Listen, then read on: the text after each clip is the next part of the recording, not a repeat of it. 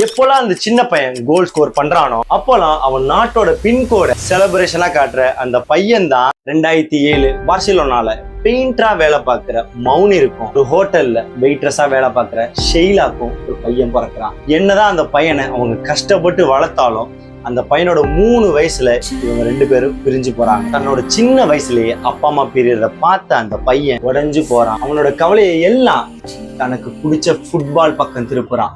ஆனா ஃபுட்பால் கிளப்ல சேர்றதுக்கு காசு இல்லாதனால ஸ்ட்ரீட்ல தன்னோட 2 மடங்கு வயசுல பெரிய பசங்களோட விளையாட ஆரம்பிக்கிறான். பெருங்கால்ல காட்டுலயும் மேட்லயும் விளையாடுறான். அதுவே அந்த பையனுக்கு ஒரு பாலை எப்படி ப்ரொடெக்ட் பண்ணணும்னு சொல்லி கொடுக்குது. இந்த பையனுக்கு 7 வயசு இருக்கும் போது பார்சிலோனா ஃபுட்பால் கிளப்ன்ற பெரிய அகாடமி இவனை ஸ்பாட் பண்றாங்க. அது மட்டும் இல்லாம பிரஸ்டீஜியஸ் அகாடமின்ற எல்லா அகாடமிலையும் இவன் பேரு லிஸ்ட் ஆகுது.